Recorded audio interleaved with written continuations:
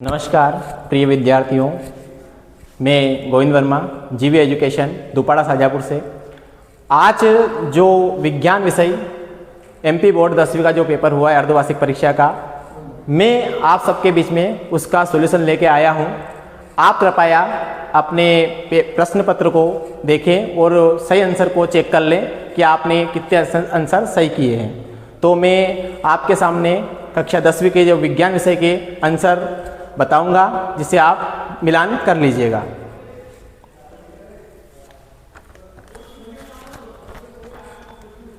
हाँ, तो हम स्टार्ट करते हैं क्लास 10th के पेपर को जो आज हुआ है। पहला प्रश्न है, सही विकल्प चुनकर लिखिए।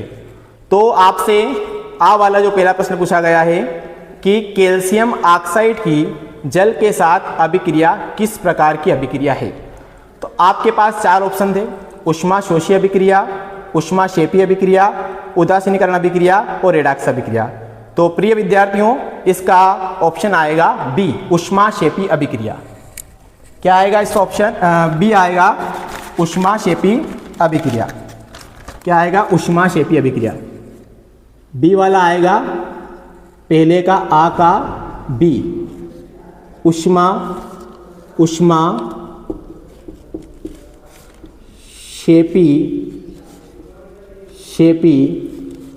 अभिक्रिया।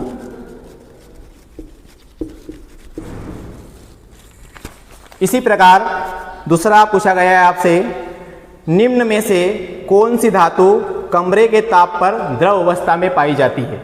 ऐसी कौन सी धातु है जो कमरे के ताप पर द्रव अवस्था में पाई जाती है। तो प्रिय विद्यार्थियों, इसका आंसर है डी वाला। कौन सा? डी वाला। दूसरे का बा का डी वाला, और वो है मरकरी, जिसमें इसका संकेत चिन्ह देखा है Hg। Hg यानी कि मरकरी, पारा ऐसी धातु है जो कमरे के ताप पर द्रव अवस्था में पाई जाती है। उसी प्रकार अगला प्रश्न सा वाला है, पेंटेन का आणविक सूत्र C5H12 है, इसमें कितने सहसंयोजी बंध है, ऐसा पूछा गया है। Pentane C5H12। तो प्रिय विद्यार्थियों, इसमें आएगा सी, सा वाले में आएगा सी, सा वाले में आएगा सी, और ये इसका आंसर है 16 सहसंयोजी बंध। 16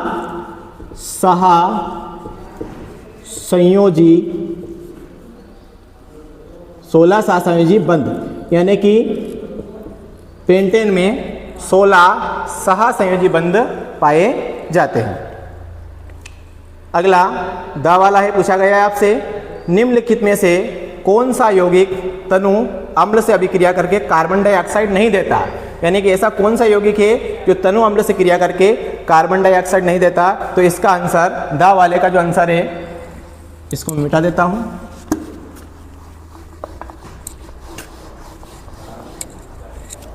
जो दा वाला पूछा गया है, इसका आंसर आएगा आपका चूना। क्या आएगा? चूना, CaO। इसका आंसर है आपका चूना, CaO। इसका फार्मूला CaO। ये जो होता है, ये तनु अम्ल के साथ अभिक्रिया करके कार्बन डाइऑक्साइड नहीं देता है। उसी प्रकार ई वाला विकल्प में पूछा गया है, लेंस की क्षमता का SI मात्रक होता है। लेंस की क्षमता का SI मात्रक क्या होता है। तो चार ऑप्शन है आपके पास में, मीटर, सेंटीमीटर, डायोप्टर, किलोमीटर। तो विद्यार्थियों, इसका आंसर है आपका सी वाला। कौन सा है? सी वाला, ई का सी वाला, सी वाला। और आंसर है इसका डायोप्टर, डायोप्टर। उसी प्रकार हाँ वाला क्वेश्चन है आपसे, एक व्यक्ति 2 मीटर से अधिक दूरी पर रखी वस्तुओं को स्पष्ट रूप से नहीं देख पाता है। निम्न में से किस क्षमता के लेंस द्वारा इस दोष को दूर किया जा सकता है। तो प्रिय विद्यार्थियों, इसका आंसर आएगा ए वाला, प्लस फा का ए वाले, इधर लिख देता हूं मैं, फा का ए वाला आएगा। इसका आंसर है प्लस 0.5D। यहाँ पर D जो है वह डायऑप्टर को निरूपित करता है। अब अगला प्रश्न है खाली स्थान की पूर्ति कीजिए। खाली स्थान की पूर्ति कीजिए। प्रश्न क्रमांक 2 पूछा गया आपसे, वह अभिक्रिया जिनमें अभिकारकों के बीच आयनों का आदान प्रदान होता है। वे अभिक्रिया जिनमें अभिकारकों के बीच आयनों का आदान प्रदान होता है तो उसे क्या कहते हैं। रिक्त स्थान पूछा गया है, वह क्या कहलाती है। तो आप इसका आंसर क्या होगा, द्विविस्थापन अभिक्रिया। क्या होगा, द्विविस्थापन। पहले का जो दूसरा जो प्रश्न है आपका खाली स्थान वाला, उसके पहले का आंसर आएगा आपका द्विविस्थापन अभिक्रिया। विस्थापन अभिक्रिया। द्विविस्थापन अभिक्रिया वहाँ होती है जिनमें अभिकारकों के बीच किसका आदान प्रदान होता है, आयनों का। तो पहला का आंसर आएगा द्विविस्थापन अभिक्रिया।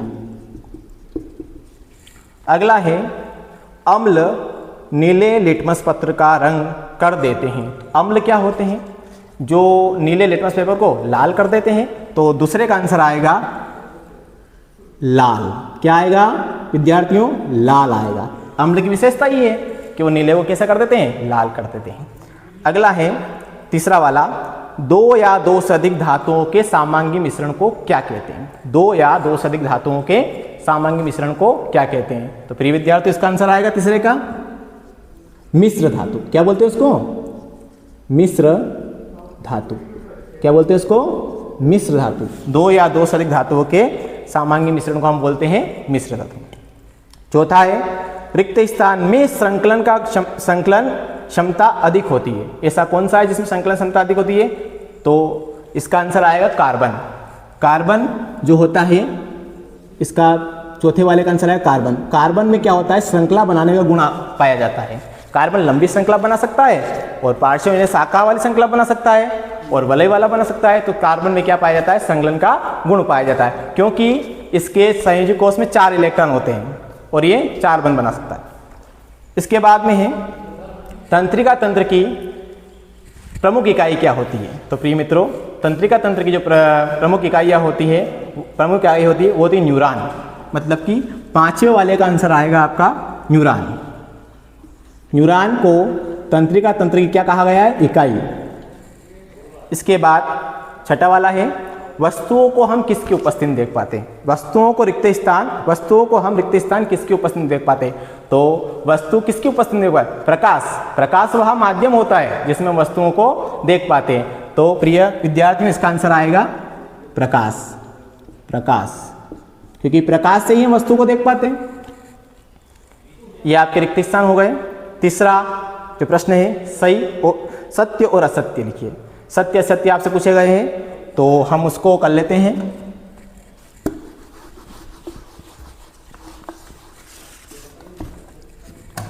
सत्य असत्य, इसमें देखिएगा आप, CaCO3 कैल्शियम कार्बोनेट और तीर का निशान दे रखा है, ऊपर लिखा है ऊष्मा, CaO + CO2 ऊष्मीय अपघटन अभिक्रिया है। तो ये बिल्कुल सत्य है।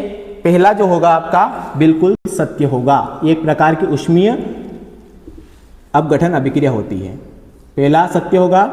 इसके बाद में दूसरा देखिए आप लोग, दूसरा है आपका, धातुओं के ऑक्साइड प्रायः क्षारीय प्रकृति के होते हैं। तो बिल्कुल धातुओं के ऑक्साइड कैसे होते हैं, क्षारीय प्रकृति होते हैं, और अधातु कैसे होते हैं, अम्लीय होते हैं। तो धातु के जो ऑक्साइड होते हैं वो क्षारीय प्रकृति होते हैं। ये दूसरा भी कैसा हो जाएगा आपका, सत्य हो जाएगा। तीसरा यहाँ पे देख लेते हैं हम, RCHO एल्डिहाइड का सामान्य सूत्र है। तो बिल्कुल जो CHO फंक्शनल ग्रुप होता है, जो किसका होता है, एल्डिहाइड का। तो तीसरा वाला भी क्या होगा आपका, ये भी सत्य होगा। इसके बाद में हम चौथा वाला देख लेते हैं, मनुष्य में दोहरा परिसंचरण तंत्र होता है। मनुष्य में दोहरा परिसंचरण तंत्र होता है। तो बिल्कुल सत्य है। मनुष्य में किस प्रकार का परिसंचरण तंत्र पाया जाता है, तो दोहरा परिसंचरण तंत्र मनुष्य में पाया जाता है। आगे देखते हैं, पांचवा वाला, अनुमस्तिष्क हमारे शरीर की स्थिति और संतुलन को नियंत्रित नहीं करता है, जबकि करता है। तो ये कैसा हो जाएगा, असत्य। तो पांचवा वाला कैसा हो जाएगा आपका, असत्य। असत्य। छठा वाला, एक लिंगी पुष्पों में स्वपरागण होता है। तो एक लिंगी पुष्प जिसमें एक लिंग पाया जाता है, क्या स्वपरागण नहीं, इसमें क्या होता है, परपरागण। क्या होता है, परपरागण। जबकि यहाँ पूछा गया है स्वपरागण होता है, तो ये बिल्कुल असत्य है। एक लिंगी पुष्प में होता है परपरागण, और यहाँ पूछा स्वपरागण, तो ये बिल्कुल क्या है, असत्य। छठा वाला क्या हो जाएगा आपका, असत्य हो जाएगा। तो यहाँ पर हमारे सत्य असत्य पूरे हुए। इसके बाद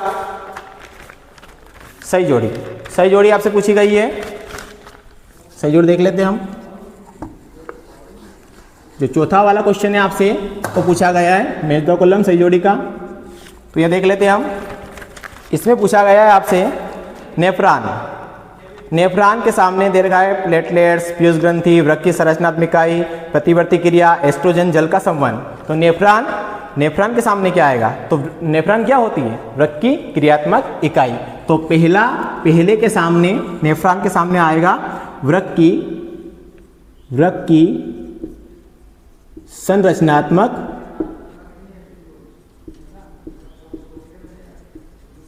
इकाई, इकाई आएगा। इकाई क्या होती है, संरचनात्मक इकाई होती है नेफ्रॉन।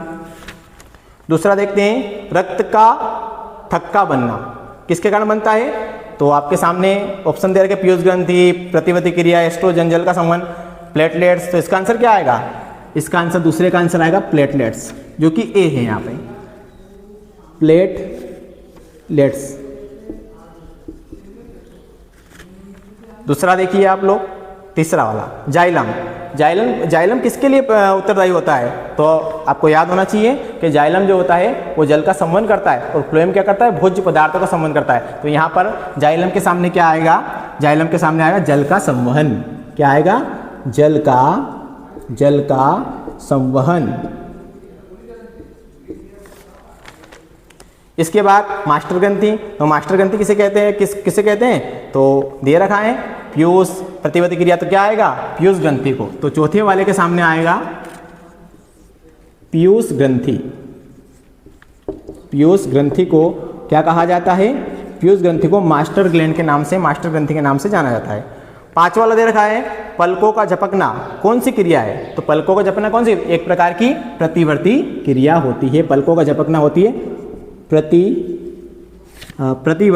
क्रिया, प्रतिवर्ती क्रिया, पलकों का झपकना प्रतिवर्ती क्रिया है। और मादा हार्मोन, तो मादा हार्मोन के सामने क्या आएगा, तो मादा हार्मोन बचा हुआ क्या है, एस्ट्रोजन, तो मादा हार्मोन के सामने आएगा एस्ट्रोजन। क्या आएगा, एस्ट्रोजन। एस्ट्रोजन क्या होता है, एस्ट्रोजन एक प्रकार का मादा हार्मोन होता है। फिर हम देख लेते हैं पांचवा वाला क्वेश्चन, एक वाक्य में उत्तर दीजिए। पांचवा वाला क्वेश्चन कौन सा है आपका, एक वाक्य में उत्तर दीजिए। पांचवा क्वेश्चन है आपका, प्रश्न क्रमांक पांचवा है, एक वाक्य में उत्तर दीजिए।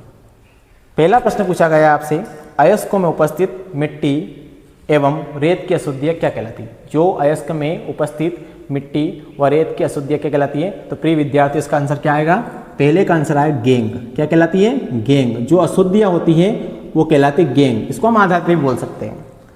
दूसरा वाला क्वेश्चन पूछा गया आपसे, एल्केन समजातीय श्रेणी में प्रथम सदस्य का नाम। एल्केन जिसमें सिंगल बॉन्ड होता है, जो एकल बंध पाया जाता है, तो पहले सदस्य का नाम आपको याद होगा मेथेन, एथेन, प्रोपेन, ब्यूटेन। तो पहला कौन है, मेथेन। तो दूसरे का आंसर क्या आएगा, मेथेन या मीथेन कह सकते हैं। और इसका सूत्र क्या आएगा, CH4। क्या आएगा, CH4। अगला, रजोधर्म की अवधि कितने दिनों की होती है, तो रजोधर्म की अवधि कितने दिनों की होती है, तो तीसरे का आंसर आएगा 3 से 7 दिन। 3 से 7 दिन के बीच की होती है, 7 दिन की रजोधर्म की अवधि। अगला चौथा वाला प्रश्न, श्वेत प्रकाश के विक्षेपण में किस रंग के प्रकाश का विचलन न्यूनतम होता है। आपको मालूम है जब प्रकाश, श्वेत प्रकाश को प्रिज्म से गुजारा जाता है तो एक बैंगनी रंग जो होता है उसका विचलन सबसे ज्यादा होता है, और सबसे कम न्यूनतम विचलन होता है वो होता है लाल रंग का। किसका होता है, लाल रंग का। तो चौथे का आंसर आएगा आपका लाल रंग का। लाल रंग का विचलन कैसा होता है, सबसे कम होता है। इसके बाद अगला पांचवा वाला प्रश्न पूछा गया आपसे, अनेक आहार श्रृंखलाओं का संयुक्त समूह। जो आहार श्रृंखलाओं का संयुक्त समूह मतलब सभी जो आहार श्रृंखलाएं होती हैं वो सब मिलकर एक समूह मिलाकर क्या क्या कहलाता है वो समूह, तो इसका आंसर क्या आएगा, पांचवे वाले का प्रिय विद्यार्थी आंसर आएगा आहार जाल। क्या आएगा, आहार जाल, या इसको हम खाद्य जाल भी कह सकते हैं। यदि आपने खाद्य जाल लिखा तो ये भी सही है, खाद्य जाल।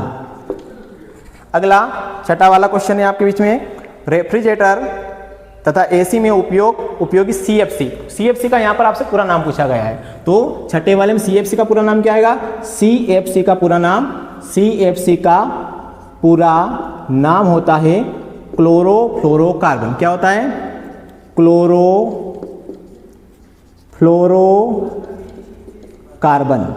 क्लोरोफ्लोरोकार्बन।